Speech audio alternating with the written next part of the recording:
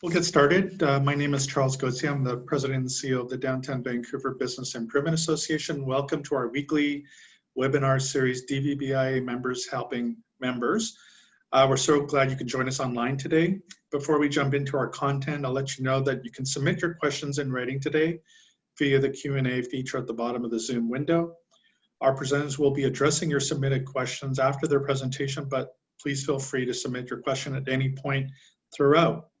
And now let's get into today's programming. Today's topic is presented in partnership with Deloitte, and we'll cover the realities of reopening up stores in Vancouver.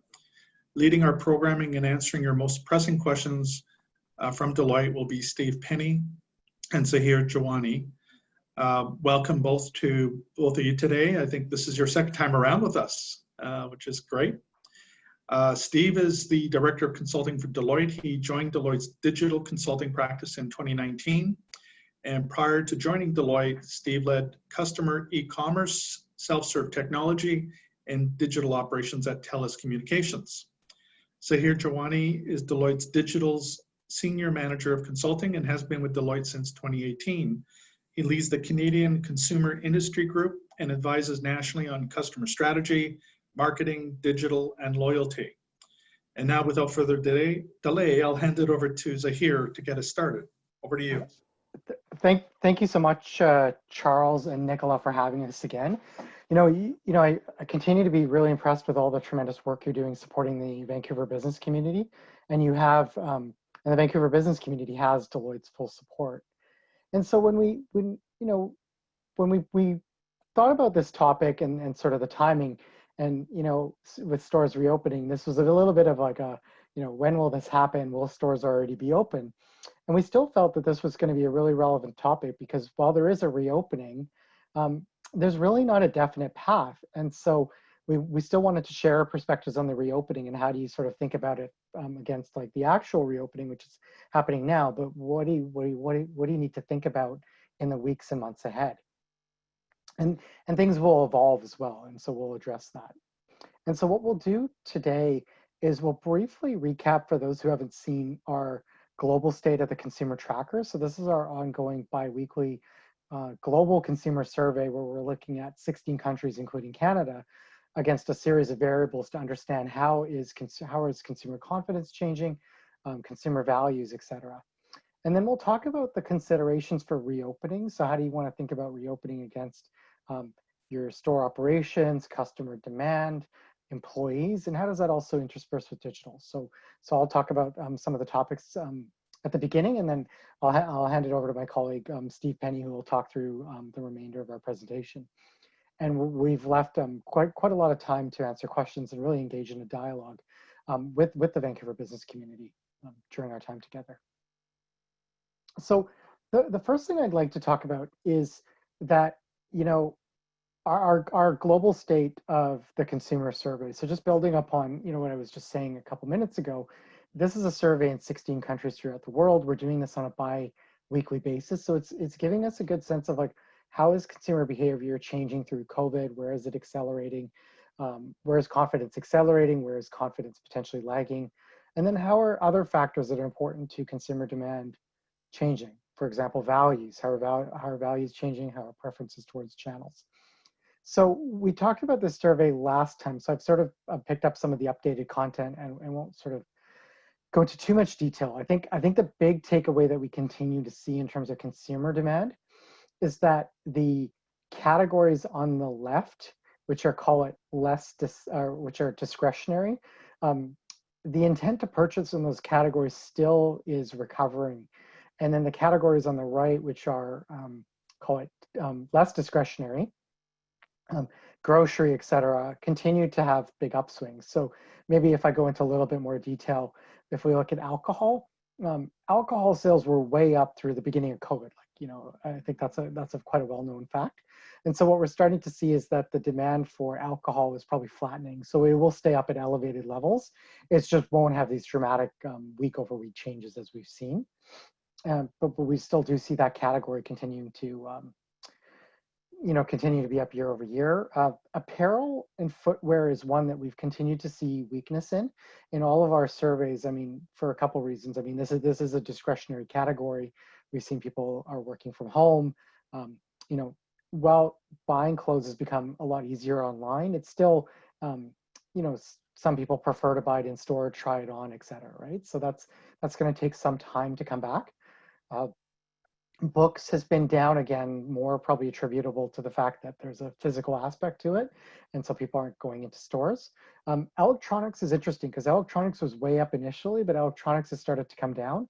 And so we see this as a sort of a big bump around work from home, and then it's starting to level off, right? So I wouldn't sort of read into that number saying like electronics is crashing. I think it's more that it's coming down from a big spike. If we look at then the less discretionary categories, we see that everyday household goods, cleaning supplies, things that you would just sort of use in your home, continue to be up. And that's, again, no surprise because people are at home.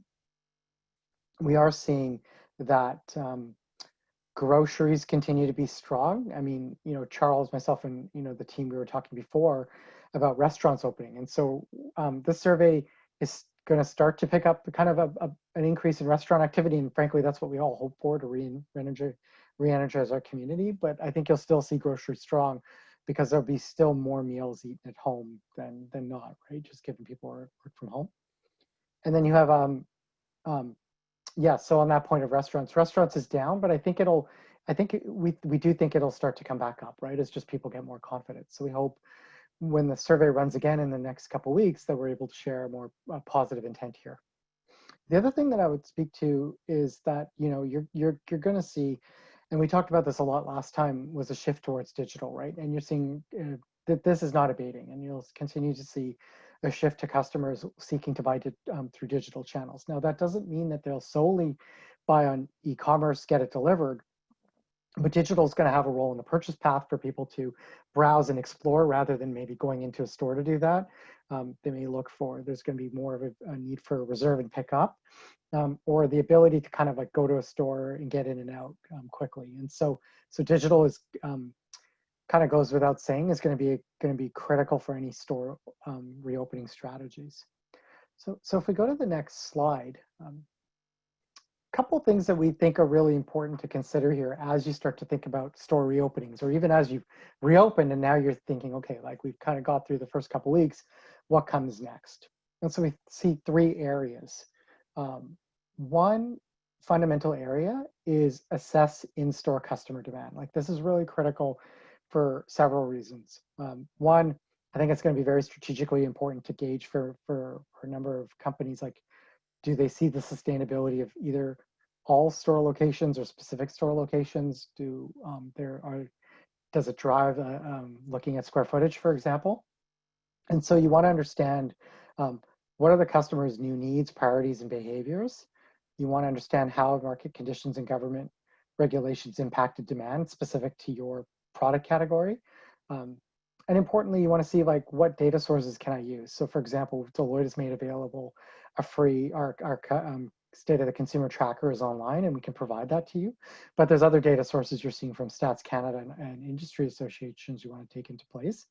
And then you want to understand like what's the sensitivity to customer demand? So how do you think traffic's going to change, which would probably be lower, but what you'll likely see is the traffic that does come in is more qualified, so conversion rates are going to be higher. So you want to see where are you netting out in total. When you look at the other really critical aspect is actually like running the store. So you want to think about what are the new operational processes and policies to prioritize the safety of customers and associates, right? So you want to make key decisions there. And you want to think about those decisions in a couple ways, right? You want to think about the safety of customers and associates. So understand like what are their needs? Like what are people looking for in terms of what they consider safe? Is it about distance? Is it about having things like masks available? Is it about cleaning procedures that you want to be really clear about and reinforce to your customers? So those kind of things are important to understand, and most importantly, understand like what your employees are looking for in a safe environment. You want to think about product mix and product assortment, right? And so, what you want to think about is like with your store locations, if a customer is going to want to go to a store, they want to feel really comfortable that they can actually get the product. So can you on your website indicate that a product's in stock? Or if your business is not conducive to that, but you see fast moving goods, you want to make sure those fast moving goods are available, because you're going to really lose confidence with customers if they come in and nothing's there. You want to think about merchandising layout. How do you kind of make it easy for customers to buy those most in-demand goods, do it in a safe way? How do you think about like reducing the fact that customers are needing to touch lots of things to be able to get at goods? Because similarly, that'll reduce their confidence in the safety of the shopping experience. And then last but not least, you want to think about store operations, which is a really big area, but like effectively you want to think about like your opening and closing procedures. You want to think about how much labor you're going to have on the floor. You want to think about placement of labor. You want to think about hours. You want to think about procedures related to cleaning. All of that is going to be really critical. And then when you think about mobilize to action, you want to think about like the fact that perfection is the enemy of progress here. And so you want to start it with a directional North Star of ultimately what you want that experience in the store to be. But you're going to have to do this in an agile way. So you're going to have to kind of try it out, get customer and employee feedback, look at your numbers, assess what's happening to demand, and try different things. And I think this is going to be really critical because you're going to have to adapt.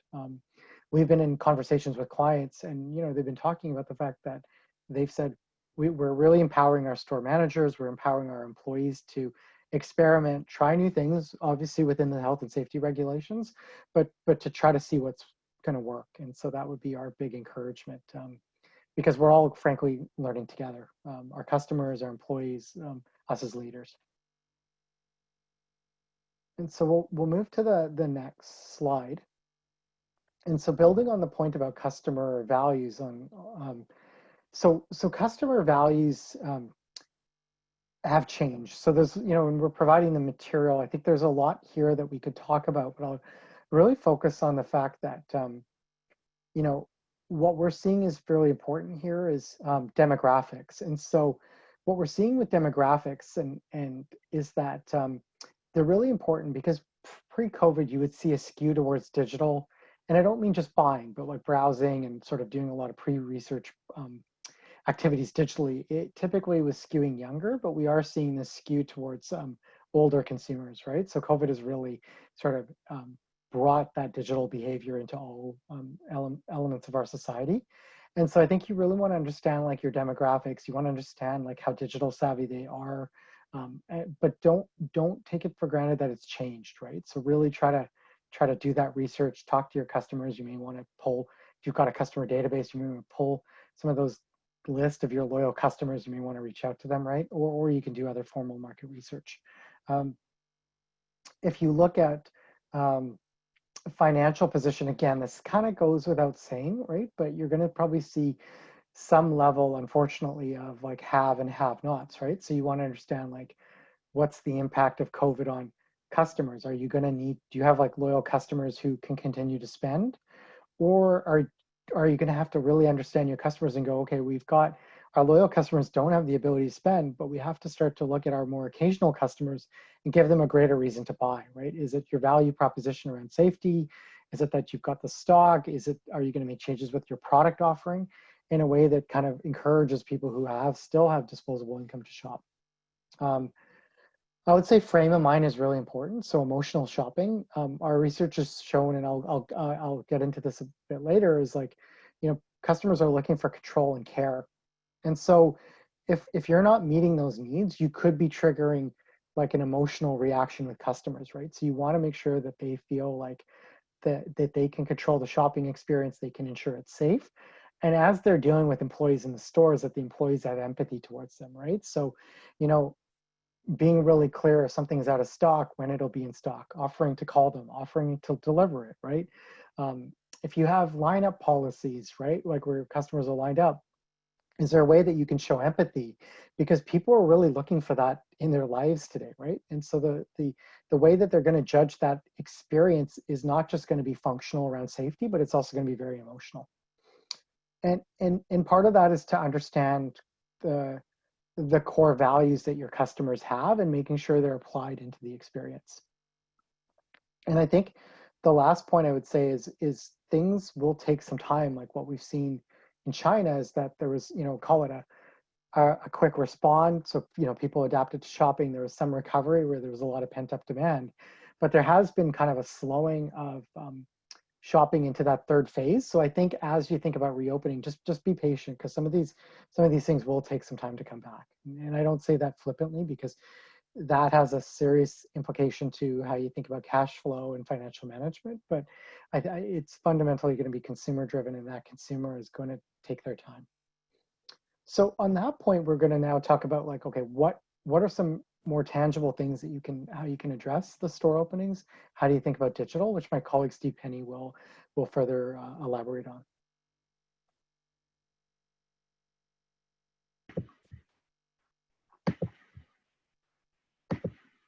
Okay, sorry, just had to switch my video on. Thank you, Zahir, and thank you, Charles and the DVBIA for having us back.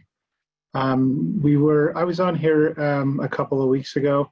As Zahir mentioned, my background is really in digital e-commerce, how businesses move more of their operations online. But a core part of that is how that connection happens between the online and the retail channel. So we're going to talk a little bit around more tactically how you move from a respond to COVID to what at Deloitte we refer to as recover and thrive. And I'll touch on a couple of key areas. So those are awareness, how customers become aware of your product or offering, how they evaluate, browse, how they transact and purchase. And I think it might be covered up by the Zoom meeting thing, but how they service and are retained throughout the life cycle. So the first piece on awareness and interest. So there's some behaviors that were learned. I'm certainly one of these people in this market throughout COVID that probably won't go away. And those are, preferring a digital touch point, starting online, being in store, and also highly valuing, as Zahir mentioned, safety, wellness, well-being, and health. So those themes are certainly are probably here.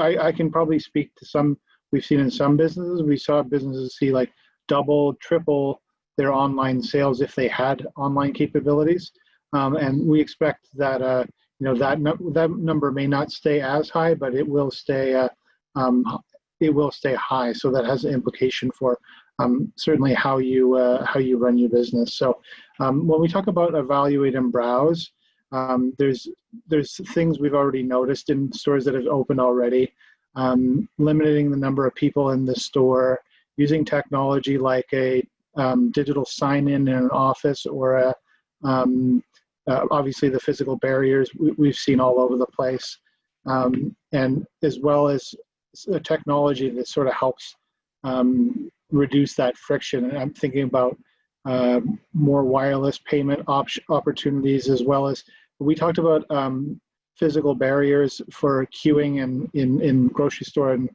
store lineups. But I think there's also companies have offered a appointment opportunity, right? So you could say, I'm coming to shop between this time and that time. So certainly an opportunity to adapt technology to help that phase of the purchase cycle.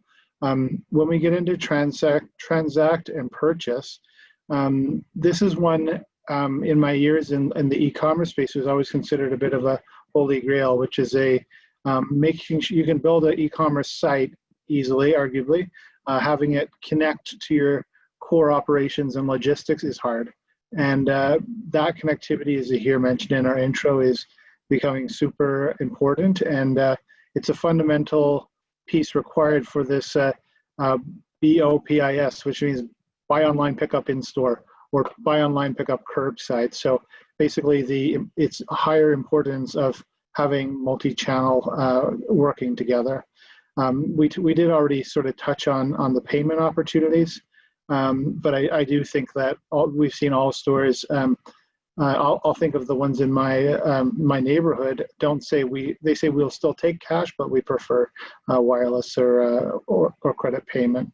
When we get into the service and post-purchase service and retain, we did talk a little bit on the intro around we're seeing themes of reduce customer loyalty, and maybe expecting companies and brands to show how they're adopting, safety practices such as, physical barriers, having sanitization stations in plain view, and really companies overemphasizing what they're doing to ensure the customer is safe as the physical locations open.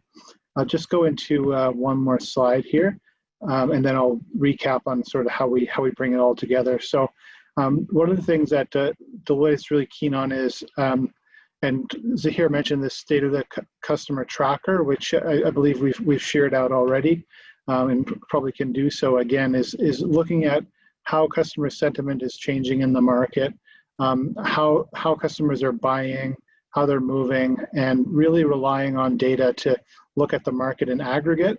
But I think maybe the takeaway for many of the people on the line here is you would maybe look at this in your own local market, right?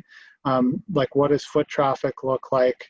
Are we seeing the same mix of SKUs if you're selling physical products, or if you're selling a service? Are you seeing the same services being sold post-COVID?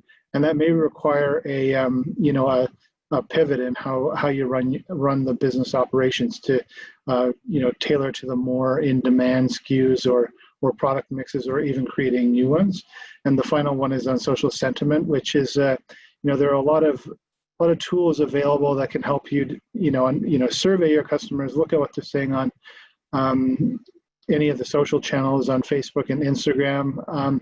But depending on the size and scale of your business, you could start with simply responding to customer feedback online, all the way up through enterprise tools for companies that get hundreds and thousands of social listening queues a day. But I think the important thing is to be listening and both understanding and responding to what customers are saying.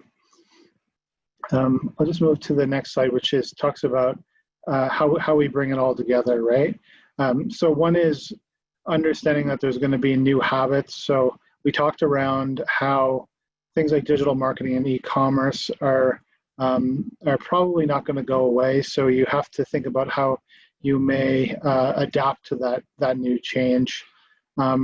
Zahir mentioned on store associates. So that's both reinforcing with the workforce what we're doing to provide a safe work environment, as well as with the customer base, to make sure that everyone understands how we're making the shopping experience safe. The slide's a little bit formatted here, but on supply chain and inventory, I talked about maybe an overly indexed e-commerce example, which is making sure your online inventories reflect what's actually in the what's in your store. But actually, we've seen the whole inventory cycle, and the supply chain logistics has evolved with backlogs in Canada Post and other shipping companies. We've seen people look at other ways to deliver. The restaurants obviously have hopped on the Uber Eats and DoorDash and all of these, but there are other examples and other segments where delivery has changed, as well as supply chain is not really operating exactly as it did pre-COVID, when there was maybe a quicker availability of goods. And the other example I had meant to discuss here is for those businesses that do sell online, is what's shipped from each store location and what's shipped from, say, a central office. That may be more applicable to a mid-market business, but certainly something we're seeing at Deloitte that more and more customers are having to come up with now. The final two are really on merchandising pricing, and that's really on how do you structure the physical locations of the stores, and how do you instead of, perhaps you don't have the endless SKUs, say hundreds and thousands of SKUs in your store, you may focus on showcasing the more top selling and top demand items in clear view and high foot traffic areas, and where people, if they're taking socially distancing, they'll be able to see your top SKUs easily. I think on the technology one, I did talk about before, but is really, how do you uh, use some of these opportunities like a virtual sign-in and appointment tool, a buy online, pick up curbside, a marketing automation system to be able to segment your customer base in more granular detail. Like all of these are tactics that I would say that at a high level you should be aware of, and then some of them will probably be more relevant to businesses than other. But this is I like this slide, although it's quite busy. But it does help bring some of what we spoke about today all together, and hopefully that stirs up some questions, because I think we're at the end of our materials now. Do I pass it back to Charles from here? Okay, I'm back. Maybe what we could do is if you could unshare your screen, and then there we're. And then Zahir's back, that's great. So yeah, this would be a great time if you have any questions to post it in the Q&A box. We have ample time for questions, and I will read those questions to our presenters, and I will look at what we have in the box right now. So I'm not sure, this is probably a great opportunity to expand on some of the points that you both touched on. How have consumer values changed as a result of the COVID-19 pandemic, and how will this impact the way they shop? So thanks, Charles. I'll take that question. And so what we have at Deloitte Canada, we have actually an approach to values and a survey called the Deloitte Value Compass. And what we're seeing, so basically what that compass does is it measures dimensions of value, like control, caring, curiosity, desire to try new things, because our feeling is that if you understand the values influence like what are customer needs, that influences what's your value proposition you want to provide to a customer, what's the experience that they're going to desire, and also what kind of employee training do you want to be delivering. It also shapes like the types of products that consumers are going to buy, right, as well. And so what we're seeing, and we've done some recent work on this that came out last week, is that the two things have spiked up: the need for control. So this value, and I want to be able to have a control over my experiences. I want to have more control in my life, is up 31% compared to pre-COVID. Like that's really dramatic, because values don't always shift like that much in such a short period of time. And then the need for caring. So this is like the desire to kind of like care for others and feel a sense of caring is up 20%. And almost all of that has then come from two values that have shifted down, which is there's much less desire to try new things. So that's down by 22%. So people are kind of like either in a pattern, or going to get into a pattern, they're going to stay into more of a pattern, and curiosity, right? Which is not totally surprising. I think people invariably are hunkered down, they're more focused, and they want to have the things that they do, they want to be able to do them with some level of predictability and safety, and be efficient. So that's really, and so then in terms of the way that how that impacts their shopping, like if you could see for control, right? People are going to want to feel that they have knowledge. They want to know that the inventory is available, that if they go, that they're not going to face a lineup for 2 hours, that when they get there, they're going to have the things available to them to keep safe, or that those brands are keeping others safe. So a good example is face masks, right? So if a store implements a face mask policy, and then people either just say to the store like, no, I'm good, or go in and take it off, and there's no reinforcement of that, that's going to turn off shoppers, as an example, right? Because if they're going to not have faith in the brands. Similarly for caring, I think this is getting back to like, how will people perceive brands, employees, et cetera, is being able to show that they care, they empathize. Can you know, and I'll build on what I was saying in the presentation, like if a product's not in stock, like, do you have an easy way to get it to them? Is it like, hey, we'll just ship it to you, or we'll partner with a delivery service and we'll just deliver it to you, right? Or we'll call you back when it's in stock and we'll let you to the front of the line, right? Like, what are you doing to kind of show that you value their time, you value their safety, and you really are recognizing them, right? Do you, depending on the size of your business, also want to be just simple things go a long way? Like ask someone like how they're doing, how they're feeling, right? If it's a loyal customer that you haven't seen in a while? Is it something where you might want to send them an email or call them, right? Make sure they're okay. Like, I think those things are actually going to go quite a long way.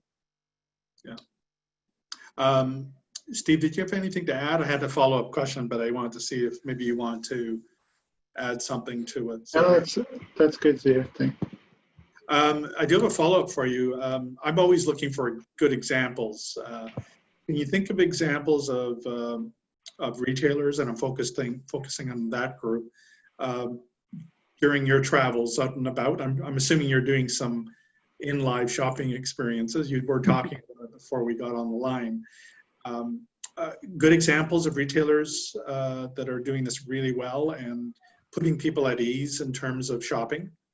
Well, I think one that did a good job very early on was T&T, right? So pretty much off the bat, they instituted temperature checking, they made masks mandatory, and they've largely kept to that, right? They've done a lot around cleanliness of stores. So I think that's an example, and especially for their shoppers, they would have done the research and seen that was really, really important.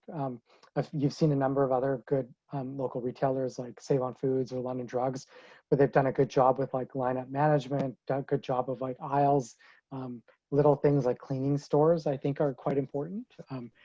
And I think, and then the other thing that they and others have done, and these are just, my examples that I've seen, is they've been good about kind of making sure in-demand products are kept in stock, or doing alternative buys for substitute products. So if someone was coming in for, say, the Lysol branded cleaner and that's not available, they're going and sourcing like a secondary brand to make sure that their customers can still have their needs met.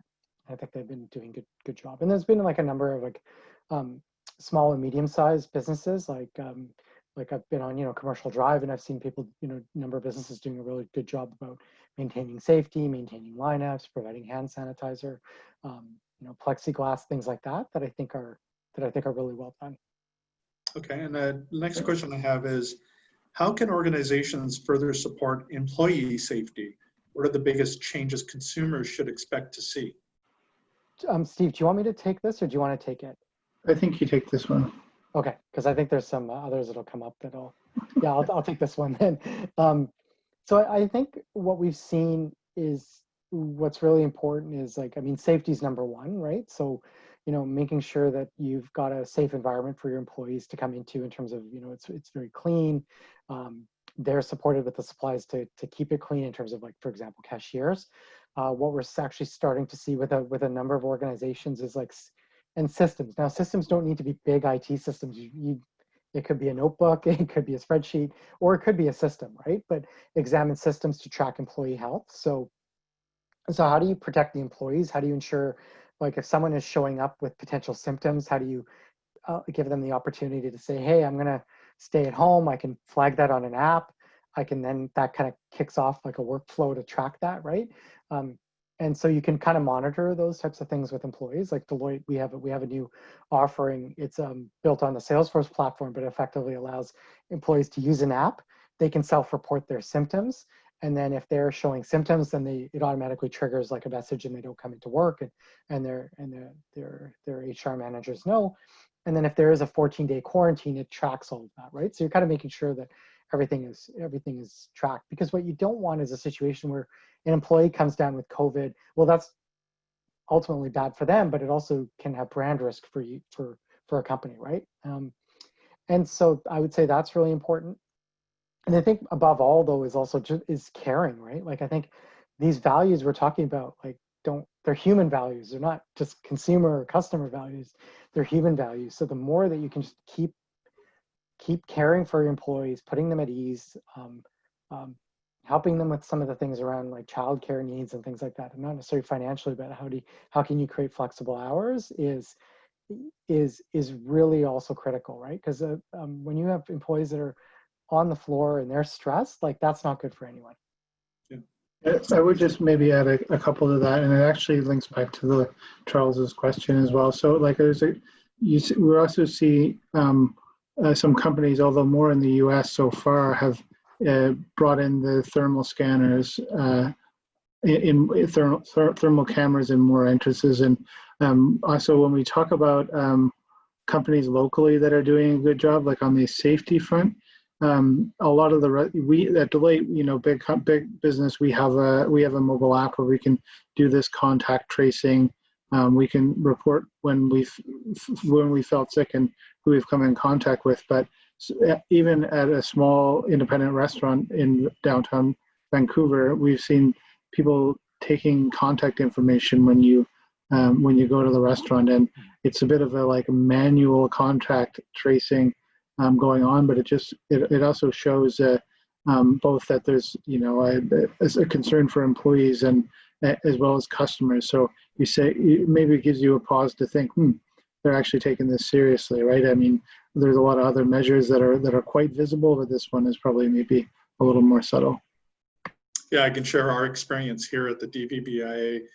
We reopened the office to everyone about 4 weeks ago. And I think we're running about 80 to 90% capacity with a staff of close to 30, which includes our downtown ambassadors and our clean team. And our ambassadors and clean team are working on staggered shifts, so they're not in the office like the rest of us, you know, every hour of the day. And so far it's worked quite well. We have procedures and in place, and also encouraging people, if they're not feeling well, to stay at home. The rest that aren't working in the office are working from home, and then we're trying to get them in on a rotating schedule so that at least they have office time, so to speak, and reconnecting with their colleagues. My next question is, what do you think is a long-term strategy for retailers? Besides managing online virtual, do you think, say, using service robots could be a long-term solution? I like that question. Yeah. Steve, do you want to start, or would you like me to? I'll take it. I'll take a run. I wish I had the robot. No, I think that a long term. This is actually one of the things we were talking about when we were first started as well, is understanding, you know, what the physical footprint and configuration of the store needs to be, given some of these changes, right?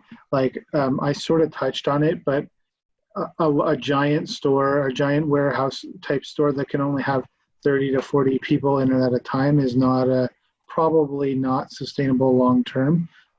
So either the measures, you know, the distancing measures change, or the configuration needs to change. And some of the ways that we've seen so far is how do you configure products so that they're easily accessible, and how do you take the ones that, you know, you probably if it's an 80-20 rule, how do you make sure that the 20 are most easily accessible when people come in? Beyond, I just really talked about real estate and physical. There's obviously a lot more on the theme of health and safety, which we could go into, but I don't know on the customer service, like the customer service robot. I think buy online, pick up curbside is pretty analogous to that, but I don't know if as you hear, you've heard of any more clever solutions to that problem. I mean, I've seen things where you see a high level of automation, like in China and Japan, right? Is it plausible? Potentially, right? I think it gets back to, like, if customers are looking for, like, some, you know, want to have things delivered to them, like handed to them, but they have apprehension about being near someone, like, that's a solution. I don't think it'll be widespread, though. I'll go on to the next question. How do you think employee productivity will be impacted? So what's interesting, maybe I'll start on this one, is like, what's interesting is, so I was looking at, there's some material, actually a recent article coming out of the US. Employee productivity, like as a measure, is actually coming back online, for example, in stores pretty quickly, but that's frankly because there's less labor being applied, because there's, you know, into the stores, right? So it sort of looks more productive. I think inherently what you're probably seeing underneath the numbers and kind of in reality is it's less productive, because you just have more procedures, right? You have cleaning procedures and you have whatnot. And so I think companies businesses really have to rethink what productivity means, to do two things. Like, one, really account for employee safety. And also you want to think about, like, what activities are value adding, right? Like, what can you, like, how, like, can you take more time like you're going to have to look at, like, for example, like you may not have employees on the floor like folding clothes if it's a retailer, or stocking shelves while customers are there, because you're reducing physical proximity. So you're going to have to look at, like, look at your labor model, maybe having it thinned out a bit during the day, but then have more labor coming in when customers are not in store to do some of those tasks you used to do during store hours. So I think nature of productivity will change. Steve, did you have anything to add on that? Hey, Steve, you're on mute. That's going to be the expression of 2020. Exactly. You're on mute. You're still on mute, Steve. There we go. Newest technology. So yeah, I don't really have a whole lot to add, but I think maybe that it's going to be highly industry and sector dependent, right? Like in services type industry, you're probably seeing as high or higher productivity. In pure retail, it's probably a little bit harder for me to judge, but I think Sahir captured it pretty well. I think what we're seeing in our industry is like our remote tools and have kept everyone fully employed. I don't mean employed in the workforce perspective. I mean in the productivity perspective. But it's actually starting to become a bit of an issue as it has extended our working hours. And for people who are working from home and have families, we've had to sort of adopt informal policies around that as well. Now the next question, you did talk about this. It's about devolving decision making and allow it more at the store-to-store level. What kinds of decisions should be made at the store level? I'll start on that one. So I think the spirit of this is, if you have especially businesses with multiple locations may have, traditionally have rolled out a policy on, how customer safety is employed at a local level. And I think what we see here is providing more autonomy and power to the individual associates and workers to do what they think is best for customer safety, right? I think everyone's learning. The whole thing of the plexiglass shields have all come up in the past, 2 to 3 months.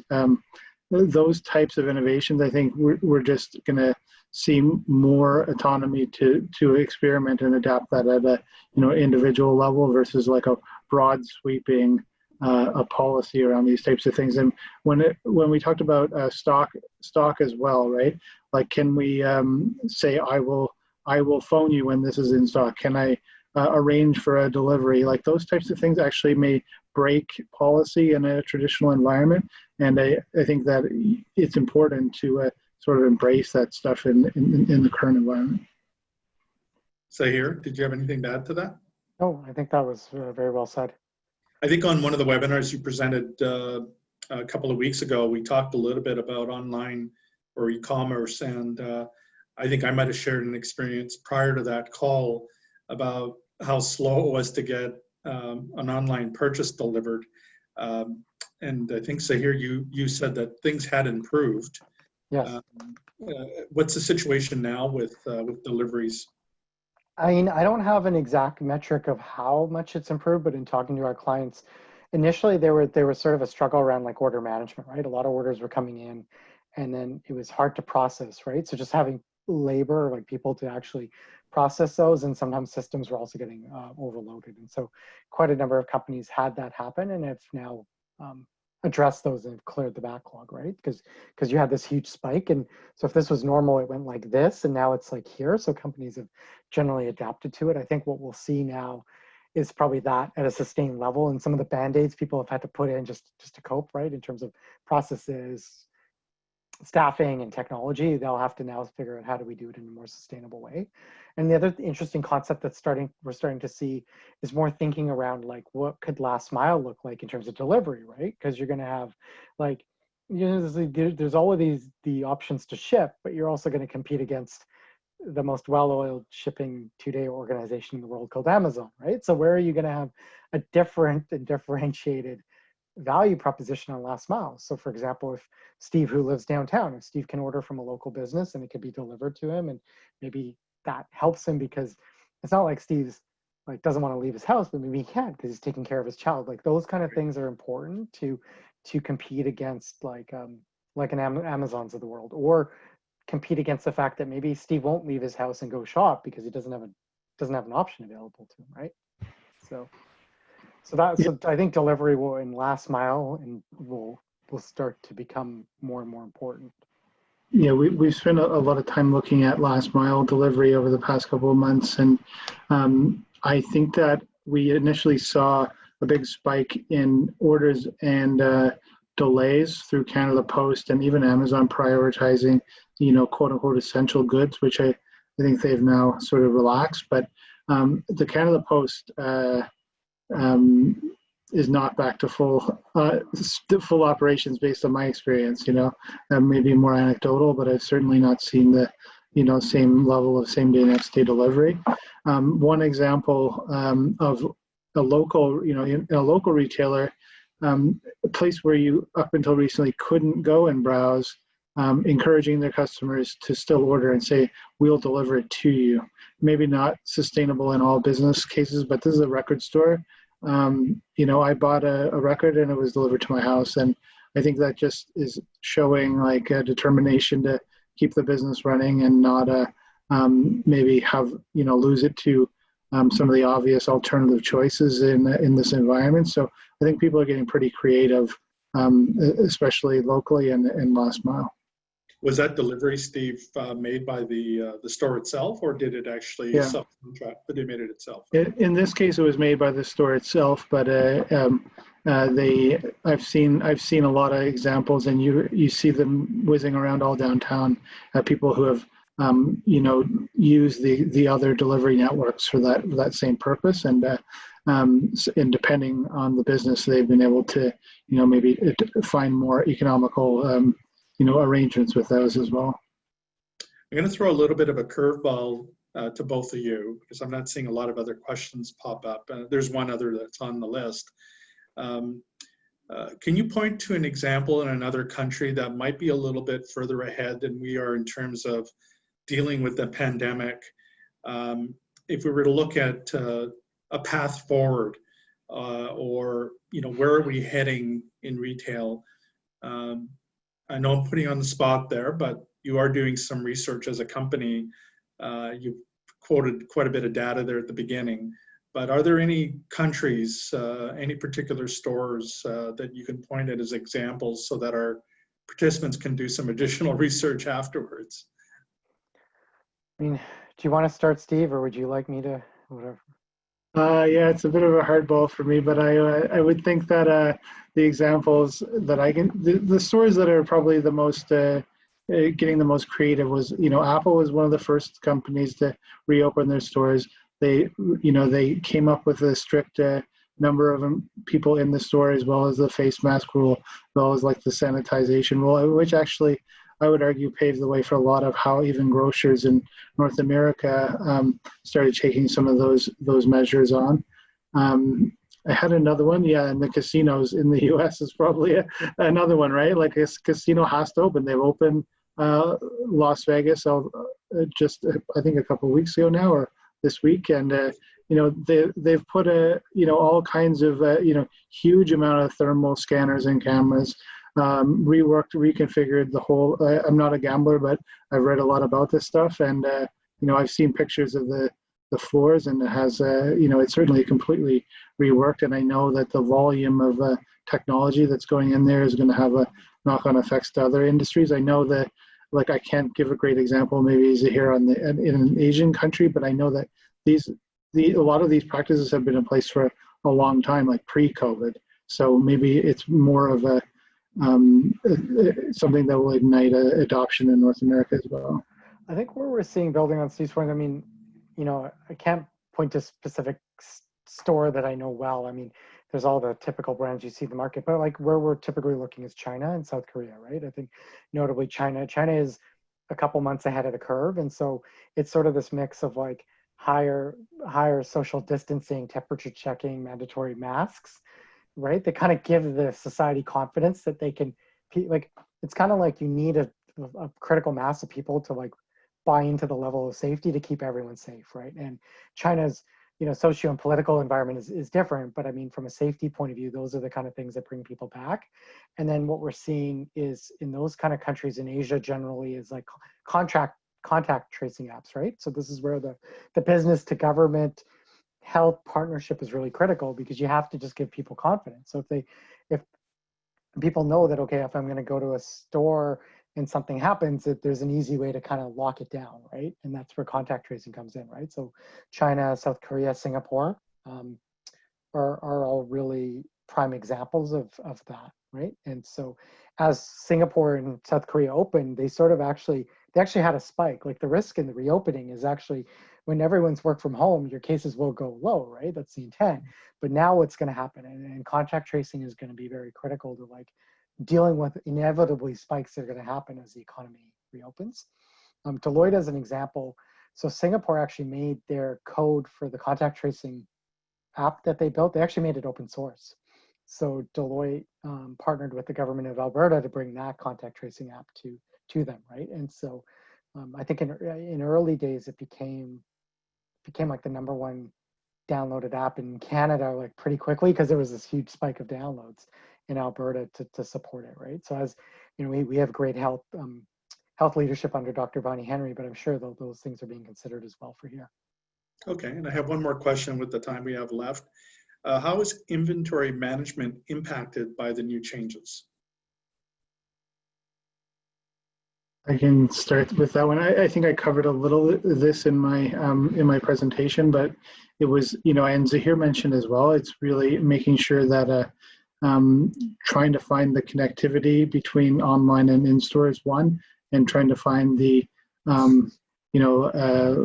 supply chain to support key inventory items is probably the second, right? I think last mile delivery is one we touched on as well, but really is bridging online and offline, and ensuring that your supply chain is able to keep those items, keep customers coming back in stock. Zahir, anything to add? No, I just only like just really understanding customer demand, and you have to really kind of understand that on like almost like a daily and weekly level, and being able to adapt to that, right? And so it's not that easy, and you don't necessarily need to then all of a sudden have like a data scientist or like all these, like there's a lot of independent businesses, but really kind of watching your customer demand, analyzing it, looking for trends. If you can pull out of your like if you've got like a POS, right? If you can pull it down and sort of look at your transactions, look at popular categories, that's going to be really important, right? And then a partnership with your distribution companies or your other vendors to be able to really get the stock that you need against that demand. Well, that gets us pretty close to the end of our time. So I want to thank Zahir and Steve for all of your great content today. Just a reminder, if you want to reference their presentation, we will be posting this recorded webinar to our website at dtvan.ca, including the presentation. So thanks again for taking the time both to prepare for today and for being available on this webinar. We really appreciate it. And to our participants today, you'll be receiving a follow-up survey via email this afternoon. We appreciate hearing from you and hope that you'll find a few moments to fill out the survey and let us know how we did today. And we're always looking for suggestions on future topics as well for webinars. We actually had a great suggestion come to us over the course of the last few weeks as a result of one of these webinars. And we're exploring doing one on that particular topic later on, so stay tuned. And we're switching things up next week. We're actually not doing our traditional DVBIA members helping members webinar. We're actually going to do a virtual launch of our annual State of Downtown report. And this is for 2019. And for those of you that are aware, we did our first State of Downtown last year, 2018. Even though it was 2019, it's always a year in the rearview mirror look back. So we are going to launch the 2019 report at this time next week at 2 p.m. To hear insights from our data research, James Anderson, who will be delivering the results of that report. And then we have 2 industry experts who will be speaking to pre-COVID-19 trends. But we will be talking about, what does the future hold for restaurants and retail as we start to recover. So we hope you can join us for this members-only event next week. And the details are on our website at dtvan.ca. So that's it for today. Thanks for joining us, and we'll see you posted next time on the webinar. We do have the list of who the participants are. So again, thanks for joining us. Bye-bye. Thank you, everyone. Thank you. Thank you.